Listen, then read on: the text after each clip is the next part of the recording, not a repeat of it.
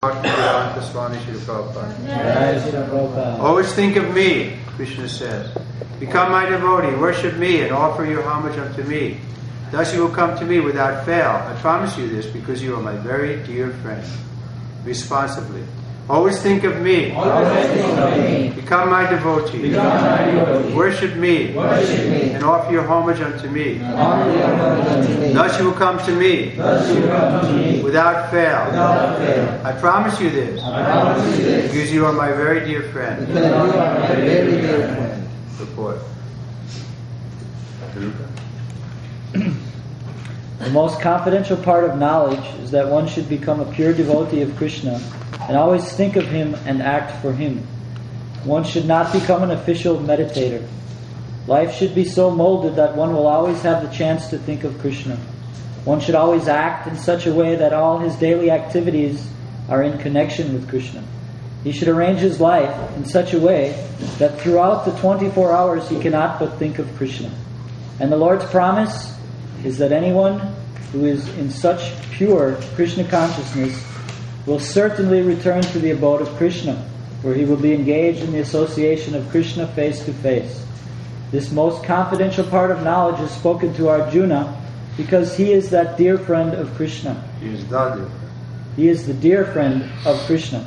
Everyone who follows the path of Arjuna can become a dear friend to Krishna and obtain the same perfection as Arjuna. These words stress that one should concentrate his mind upon Krishna, the very form with two hands carrying a flute, the bluish boy with a beautiful face and peacock feathers in his hair. There are descriptions of Krishna found in the Brahma Samhita and other literatures. One should fix his mind on this original form of Godhead, Krishna. One should not even divert his attention to other forms of the Lord. The Lord has multi-forms as Vishnu, Narayan, Rama, Varaha, etc. But a devotee should concentrate his mind on the form that was present before Arjuna. Concentration of the mind on the form of Krishna constitutes the most confidential part of knowledge, and this is disclosed to Arjuna because Arjuna is the most dear friend of Krishna's. So, Jnanatimidandasya Janaganasalakayam Satsurmiritam Jena Tasmai Shri Gurave Namaha Shri Chaitanya Manabhistam Sakitam Jena Bhutale Swaya Prabha Kalamaya Dadati Swapadantikam Vandeham Shri Guru Shri Yudhakamalam Shri Guru Vaishnavamscha Shri Rupam Sarvadatam Svagaranatam Vitam Sajivam Sarvaitam Sarvarutam Parijana Sahitam Krishna Chaitanya Devam Shri Radha Krishna Padam Samanamita Shri Sahakramitam Sha He Krishna Karuna Sindhu Dinabandhu Jagapate Gopesha Gopika Kanta Radha Kanta Namostate Tata Kanchana Goranti Radhe Vrindavaneshwari Vrishabhanu Sujade Vivanamami Hari Priye Vanchata Patrivyacha Vimba Sindhu Vayevacha Patitanam Pavanebhyo Vaishnavebhyo Namo Namaha Shri Krishna Chaitanya Prabhu Nityananda Shri Advaita Radha Shivasadi Gaura Bhakta Vrinda Hare Krishna, Krishna Krishna, Hare Hare, Hare Rama, Rama Rama, Hare Hare. So let's go to the previous verse. Sarva Bhuyatamam Bhuya Shrinu Me Paramam Vachaha Istosi Me Vidam Iti Tato Vyakyami Te Hitam. Translation: Because you are my very dear friend, I am speaking to you my supreme instruction, the most confidential knowledge of all. Hear this from me, for it is for your benefit. Then he spoke this verse that we're discussing today. And in the purport Father mentioned, the Lord has given Arjuna knowledge that is confidential, knowledge of Brahman, and still more confidential, knowledge of the Supersoul within everyone's heart. Now he is giving the most confidential part of knowledge. Just surrender unto the Supreme Personality of Godhead. At the end of the 9th chapter, he said, Manmana, always think of me. The same instruction is repeated here to stress the essence of the teachings of Bhagavad Gita. This essence is not understood by a common man, but by one who is actually very dear to Krishna, a pure devotee of Krishna.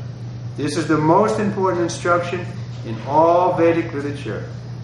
What Krishna is saying in this connection is the most essential part of knowledge, and it should be carried out not only by Arjuna, but by all living entities.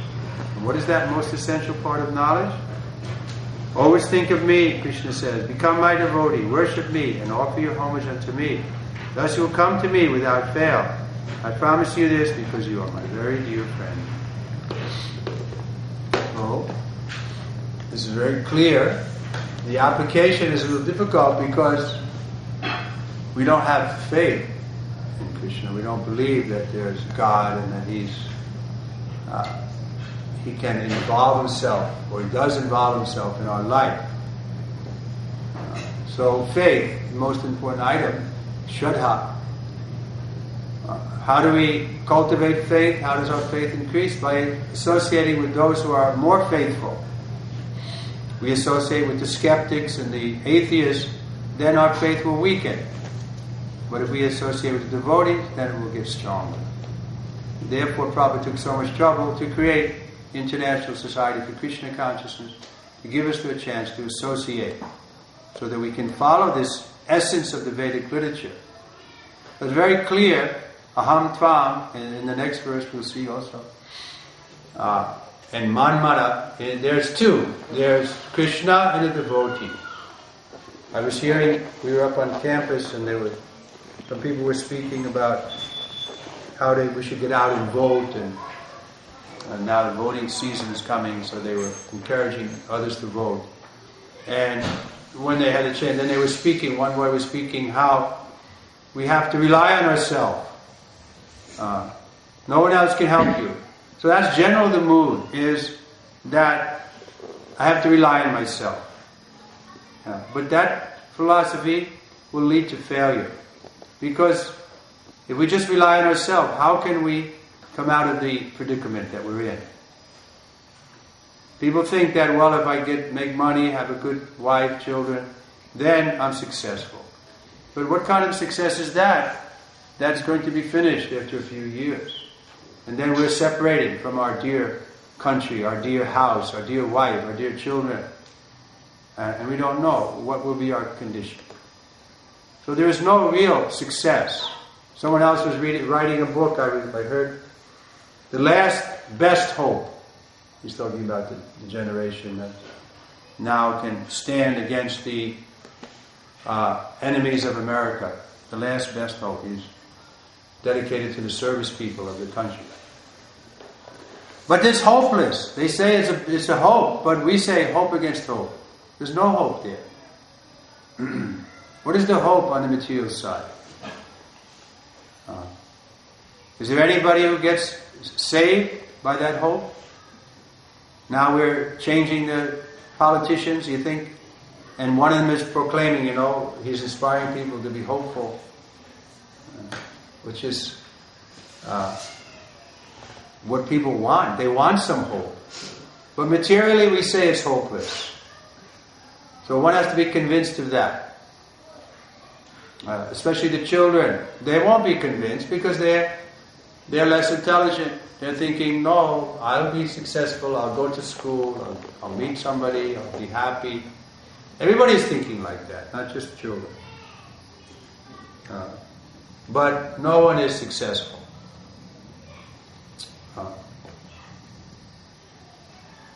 But if we have... Hope is not a bad sentiment. So Chanakapana said, I think that was Chanakapana or somebody else, that hope is a good companion. We should keep hope with us. Hope. But it's a bad guide.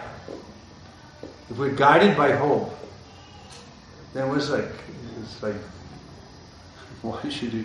we hope that everything will turn out nice. That's a good sentiment, but what's the guarantee?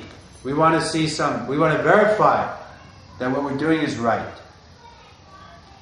So here's the verification. Krishna is personally coming.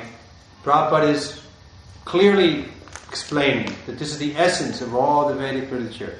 the essence of Krishna's teaching. Krishna himself says, now I'm going to give you the most confidential knowledge that becomes a devotee of Krishna. Then we can have not just hope against hope, but tangible experience that Krishna will reciprocate with us. He promises he will, and he will. We'll be able to see that if we are actually becoming his devotee. I was speaking on the phone today with the Krishna conscious scholar named Garuda. He's written a nice commentary on Bhagavad Gita. And he's speaking now regularly in the Smithsonian Institute. They're inviting him. He gets 200 or 300 people, high class American people are coming to hear him speak. He's speaking on mysticism and so on. So I said, well, how do you deal with the Mayavadis when they say, well, everything is one? He said, no, everything is one. He said, everything is one because nothing outside of Krishna, it's all one. But if they say everything is identical, then we challenge. What do you mean identical? In other words, there's oneness, just like the government is one, but within the government there's different departments. It's not all identical. So we're not identical with Krishna. This is a foolish idea. How can we make that claim that we're God? How can we substantiate that? It's just an imagination. But we can say, yes, there's oneness there, because nothing is outside of Krishna. The material energy is also within Krishna. The living entities are also within Krishna. And Krishna is also included. So everything is one, that's okay. But it's not identical within that oneness. Just so they don't understand. And therefore they miss out on the essence of the thing. Just like I was, at some time before, I was going to that Chinmayananda mission, and that Shailaji was saying. And she gave a pastime of some of their leading liberated souls. And they were telling how they came together, two of these big personalities. And they didn't even recognize each other. They were so absorbed in their oneness, in samadhi or whatever, that they didn't spend time with each other and talk to each other or anything. And she was glorifying that condition. But when we read, when Nityananda meets Madhavendra Puri, how they embrace, their hair stands on end, their tears come from each other's eyes, they relish each other's association, they sit down and talk with each other for days. When Ramananda was with Lord Chaitanya, he was speaking with them. For days together, they were discussing Tushyanti cha, Ramanti cha, enlivening each other about Krishna. They weren't thinking, I'm you, you're me, it's all one, we don't have to talk. No, they were talking and really experiencing ecstasy. So the Mayavadi philosophy won't bring us to the point of ecstasy that we're hankering for. Anandam Buddhi Vardhanam. We're hankering for that ecstasy. That will come in association. And ultimately the association of Krishna. But if we think we're Krishna, then how will Krishna be able to reveal himself to us? He's ready to. He's ready to reciprocate with us. Here, but what is the qualification? Because you're dear to me. Priya means dear. Arjuna is dear to Krishna. Therefore he's giving the most confidential knowledge. So we have to become dear to Krishna. But if we think we're Krishna, it's all one, or Krishna doesn't exist. Krishna, like that Chinmayananda says, it's not me. When Krishna says, you should surrender to me, Mom, it's not me, it's to the super soul within you. He's eliminating Krishna. So if he's eliminating Krishna, then how can Krishna reveal himself? Because he doesn't believe in Krishna as an eternal spiritual being,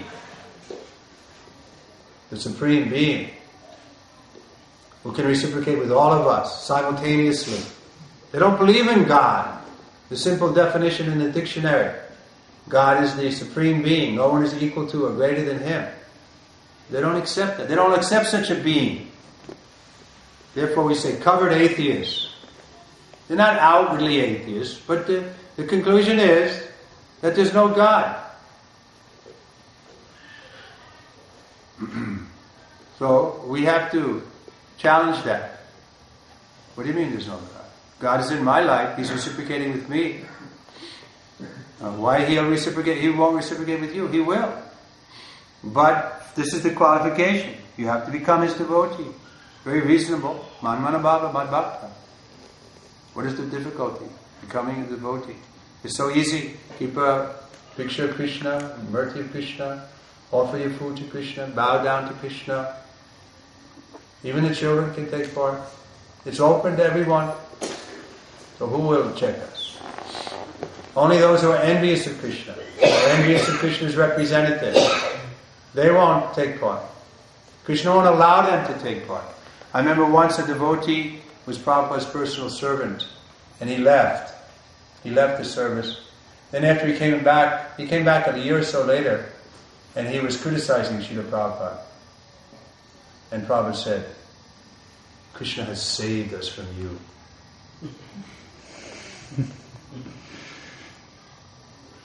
So, if that's the position, we want to be envious of the representative of Krishna, envious of Krishna, then how can we expect to get the mercy? Otherwise, it's open to everyone. No one is disqualified. No previous qualification. Just be ready to become the devotee of Krishna. Man mana bhava, mad bhakta. Okay, any comments?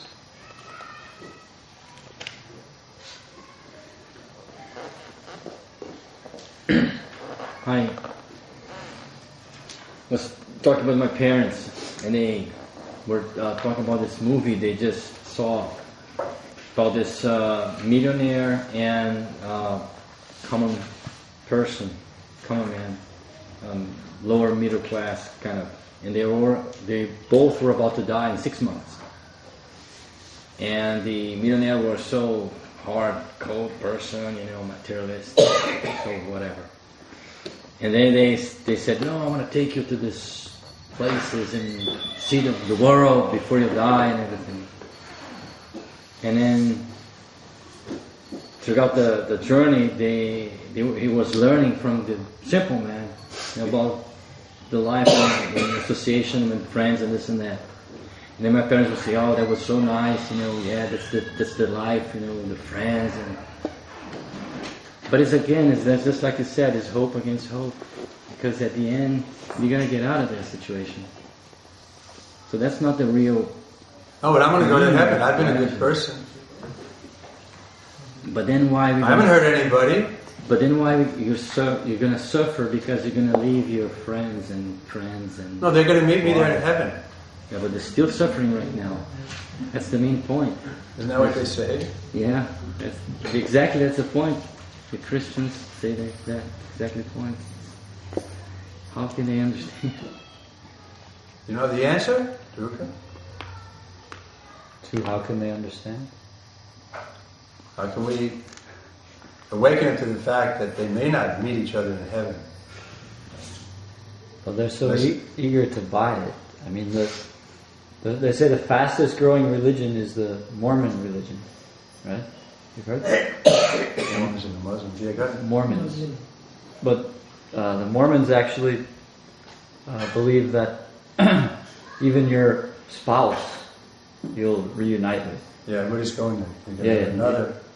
Yeah, like the same situation. Your children and everything. Yeah, you'll have the same situation in heaven. And then ultimately you'll become Brahma. You'll become like a Brahma. Yeah. No, I mean that's not reasonable. The simple point of Bhagavad Gita is the law of karma.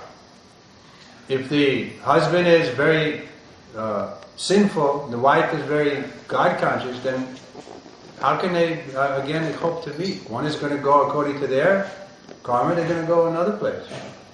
It's common sense. Why have this sentiment that everything's going to be okay? Therefore, Prabhupada used to say, hope against hope. They're being guided by hope. See? They want that to happen, so therefore they think like that. Oh, my sister was the same way. She's going to go, my husband is in heaven. He was a sinful person. Well, why should he be in heaven? So it seems like there's a fine line between hope and faith. People are guided by hope instead of faith. But faith has to be based on something reasonable. That's why we're attracted to this Vedic culture. It's very reasonable. There's the law of karma is working perfectly. According to what you deserve, what you desire, that will determine where you're going. Very reasonable, scientific. Who can argue against that? Two things, what you deserve, what you desire. That will be taken into account, and then exactly you'll get the next situation. Even the way your nose is shaped, everything will come. What about bonus points? No. Say if That's karma. That'll be counted. yeah, like your child is a devotee, then you get some That's it. bonus point. When we come on a devotional service, then it's a different situation, right?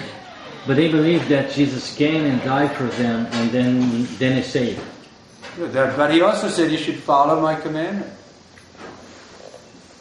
If you love me, then you follow my commandment. Now you can't just take it in your word. Just take it, just a, oh Lordy, Lordy or something. And no, you have to show that you're a Christian.